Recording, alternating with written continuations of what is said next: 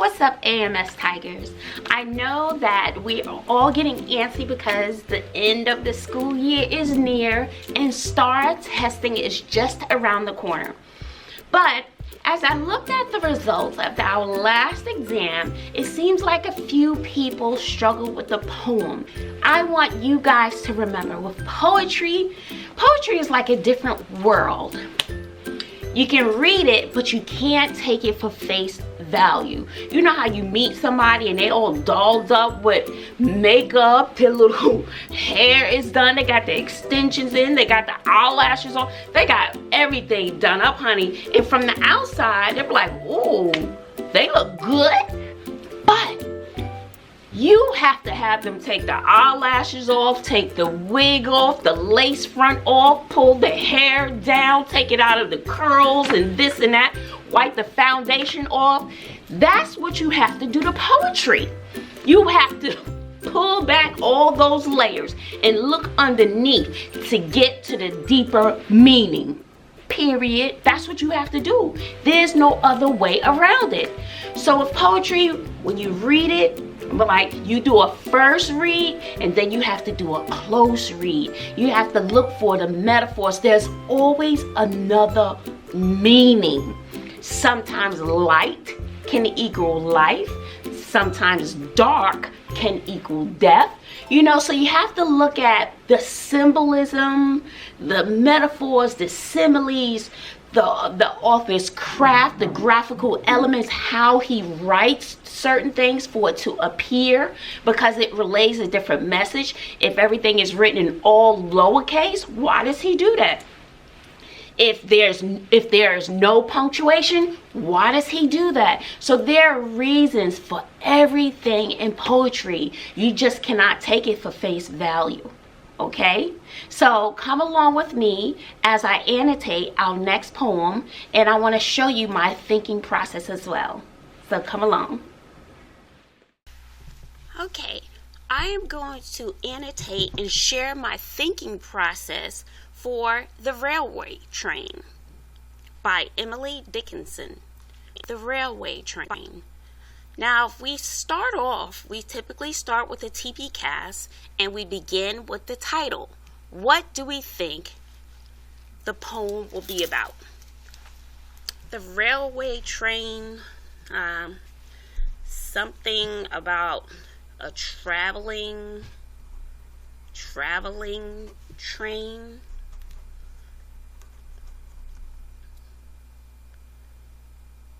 Speed.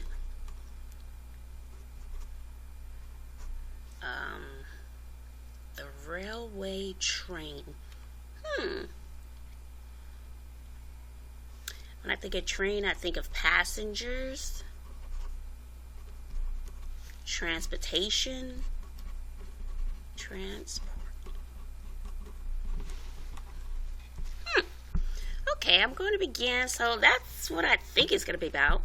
So remember, with poetry, you're looking for metaphors, symbolism, similes, personification, all types of figurative language, graphical elements. So I noticed that he uses semicolons a lot, commas a lot, semicolon. So I'm seeing certain things. I'm going to number my poem 3, 4, 6, 7, 8.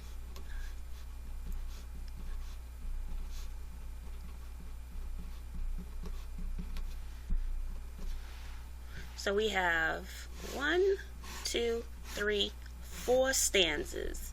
1, 2, 3, and my 4th stanza. Okay, and then we have several numbers here. 1, 2, 3, 4. Our footnotes to tell us what those words mean at the very bottom of the poem. Here. So let's start with the first stanza. I like to see it. What is it?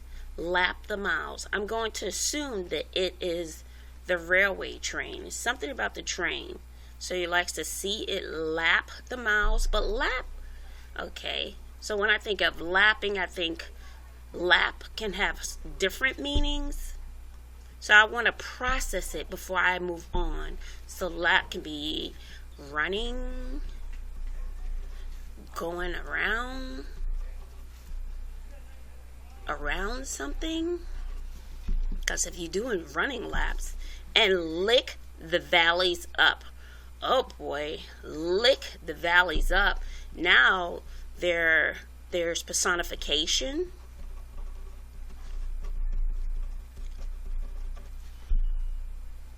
So lap, now I'm thinking lap and lick. Maybe eating, drinking, lapping up food, drink.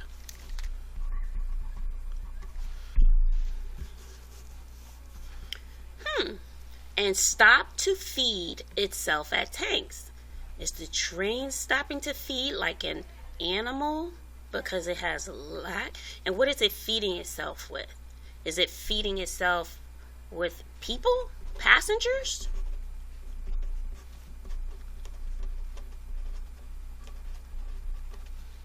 Or you think you're talking about gas? And then prodigious, meaning huge, because that's at the bottom here with our little footnote here, means huge. And then a huge step around a pile of mountains. Oh, so now it's going around piles of mountains. Traveling. And supercilious. So supercilious, on our footnote, we have another footnote there. It says overly proud, thinking oneself better than others. So now this animal, or this train that's like an animal, is going around the mountains, and supercilious, thinking it's better. I like to say conceited. Pear and Shanties. So the train now has a personality. Train has a personality. Conceited. And I'm going to put better than others. Okay, so now it's peering in Shanties. Now you have to know what Shanties are. Shanties are old houses, old shacks. I mean, they're old, by the side of the road. So I can assume, since this train has a personality and is supercilious, overly proud, here is our footnotes down here once again. So, overly proud, thinking oneself better than others. So now, I'm seeing this train as looking down on these shacks. Looking down because the train is better. Down on. Okay. And then a Quarry Pear. So this is like, you have to look this up in a dictionary. It's rocks, maybe rocks from mining, right? A Quarry Pear. So I'm thinking of a pile of rocks that have been mined to fit its sides and crawl between. So I'm thinking with these rocks here, there's now a tunnel. The train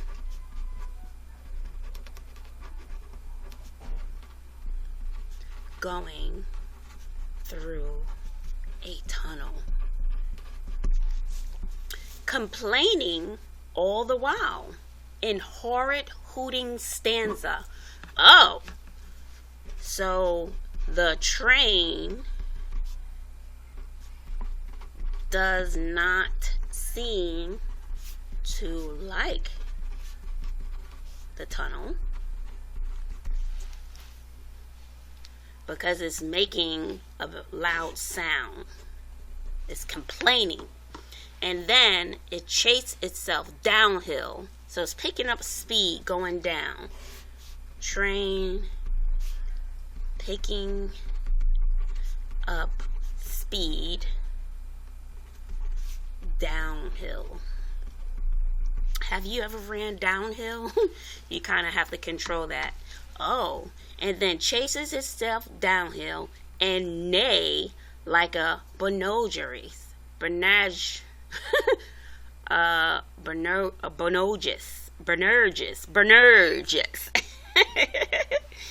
And so that name, a name Jesus calls certain disciples, meaning sons of the son. Therefore, they're loud.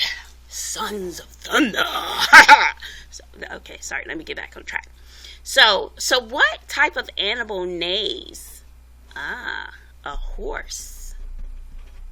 And you know, I'm from Brooklyn, and we will call the train in Brooklyn the iron horse. So I can definitely relate. And the trains are very, very loud. And then punctual as a star. So the train is on time. And they use a simile here. And the stars and the sun and the moon usually has a time that it sets, it rises, and blah, blah, blah.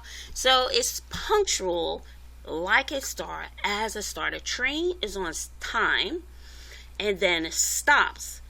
The train or the horse is now docile, meaning obedient, and omnipotent. All powerful. And when I think of a horse, I think of a stallion, strong and muscular. And it stops at its own stable door. Train is on time. So what do you think that stable door is? It stopped at the train station. That's what I'm thinking that it is. Ready to receive passengers. So that's what I see in this. Let's see what I wrote. So we have, I think it's about a train, speed, passengers, transportation. So that's what I first started with as far as trying to predict what I thought the poem was going to be about.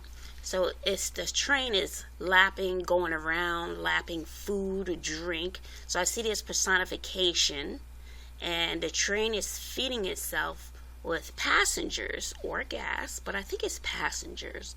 The train is traveling, going around piles and mounds and mountains, going around mountains.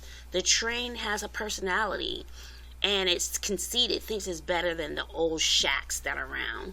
And so I see a lot of nature. We got train, we have valleys, train valleys, let's see, what else? Quarry, shanties, roads, crawl between, okay, so I see some of the earth, lots of earth, lapping miles, okay, and so it's looking down on these shacks. Now the train is in the tunnel, thinking of the tunnel, going downhill, and fit its size between, so it's like a tunnel going through a tunnel, which the train does not like. And the train is picking up speed downhill, and it comes to a stop, a perfect stop, and the train is punctual, meaning it's on time. And the train is beautiful, strong, and it stopped to receive or disembark passengers.